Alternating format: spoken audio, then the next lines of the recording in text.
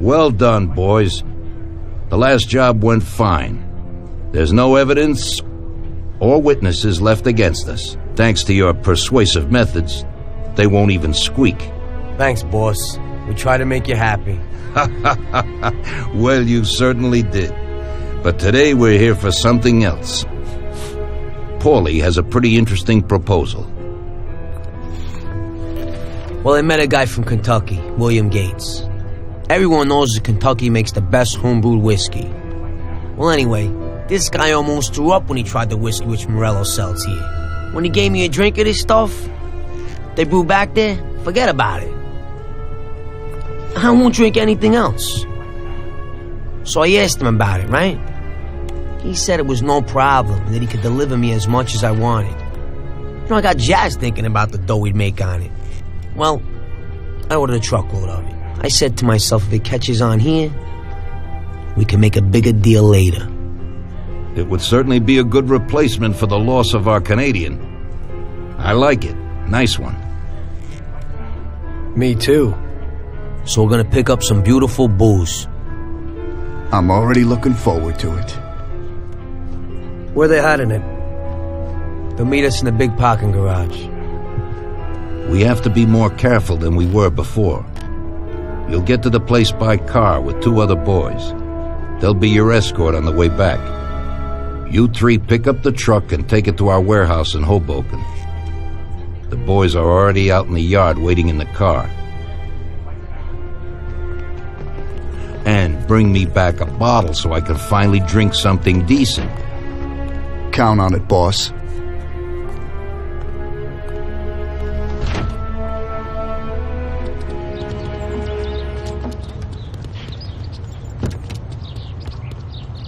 Get in. We're going for some medicine. Here, Tom. This might come in useful. Thanks.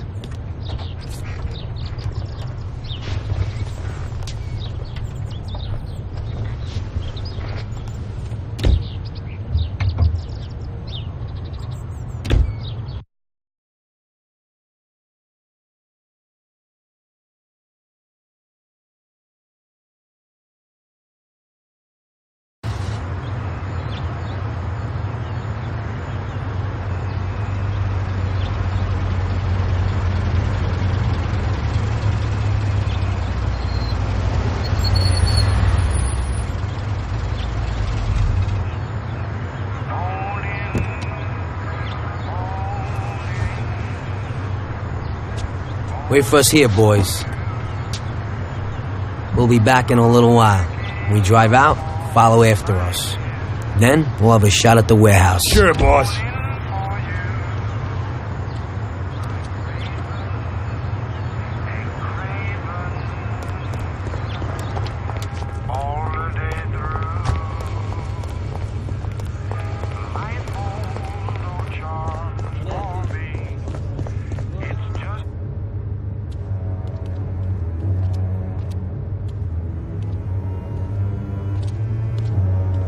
Hey there, Bill.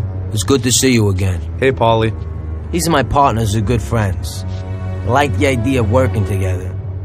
And they also like first-rate whiskey, which yours certainly is. That it is. The main thing is that Don Salieri likes it too. And since he's financing the whole deal, here's your first payment for the goods. Give Mr. Salieri my regards. I'm always happy to do business with people like him. You should be, Bill. You could hit it big with this. If this small delivery works out for us, we'll order a lot more next time.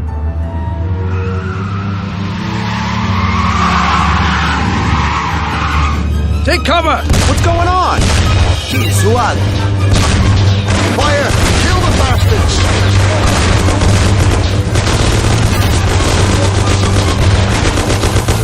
Damn!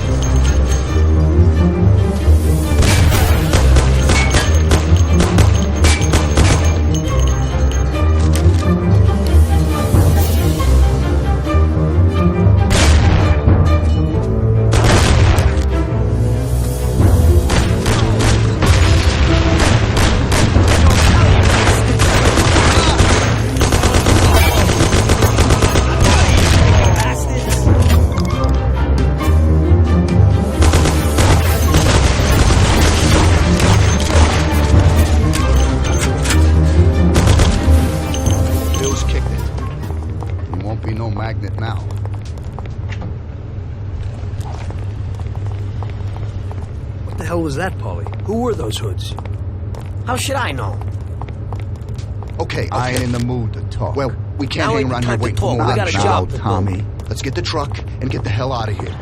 Tom, you drive. I'll follow behind in one of the other cars.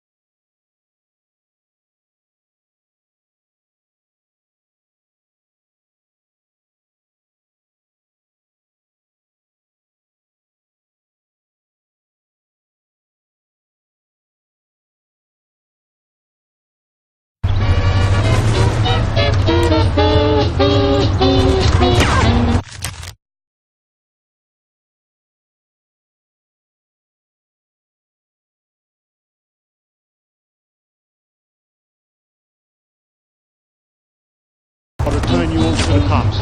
But dig this steel I'm gonna lay on your gate. Don't cop your broom, park the body and wait. You run your mouth and I run my business, brother. You run your mouth and I run my business, brother. You tell everybody I'm busted. You talk so much you got me disgusted. But you run your mouth and I run my business, brother.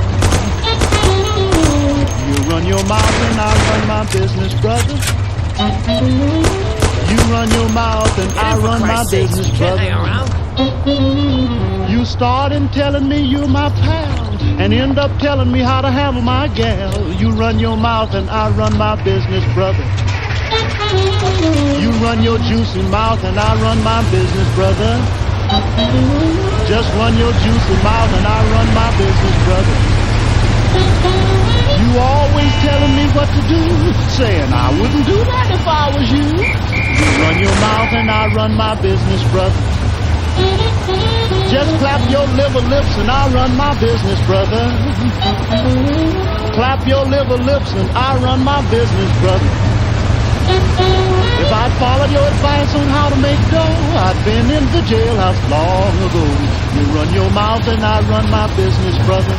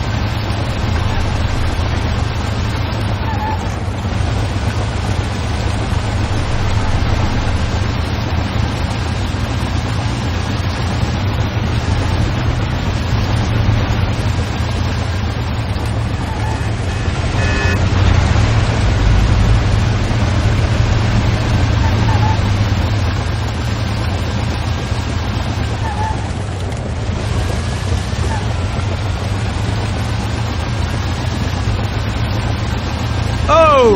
You want to get me killed?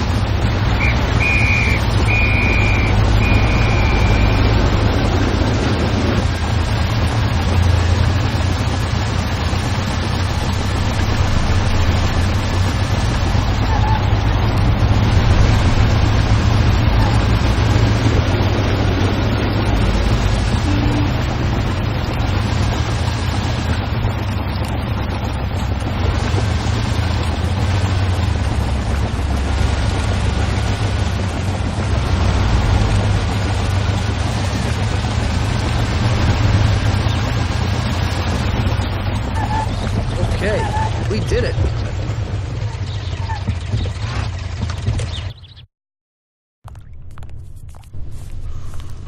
So it looks like Morello got in the way of things again, boss. Can't seem to shake off this bad luck. Boys, you won't believe this, but it's completely the other way around. The only one who really had bad luck this time was Morello. What? I found out who our Mr. Gates really was. And? Gates was never really from Kentucky. He was a small-time thief who stole the goods from Morello and wanted to sell them to us. Morello doesn't think that he almost stopped our deal, but that we pinched a truckload of his most expensive whiskey. I bet that bastard's happy now. Unbelievable! Well, that worked out just fine. Let's drink to that. To another success, boys. Salute.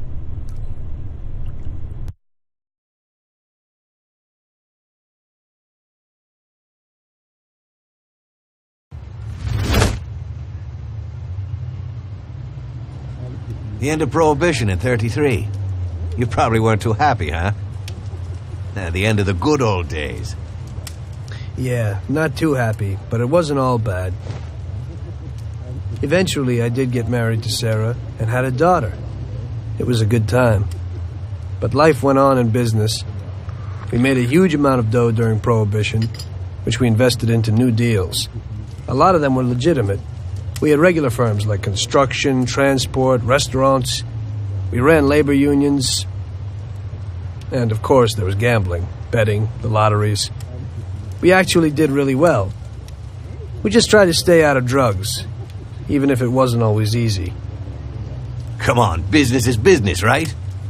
You're way off there. The Cosa Nostra ain't no patties or Chinamen. With drugs comes big money and even bigger problems. When someone has a problem with the cops because of drugs, he does the sensible thing. He admits it. If his family catches him, they rub him out. Drugs are taboo. So what, there's some kind of grand poobah passing judgment? Something like that. The leading families choose a boss of bosses. They sort out the big problems and set the rules of the game. So, criminals who break the law have their own courts that judge them? That's just great. Laws aren't changeless holy words. Every country in the world has their own. It's just somebody with a lot of power applying their own will.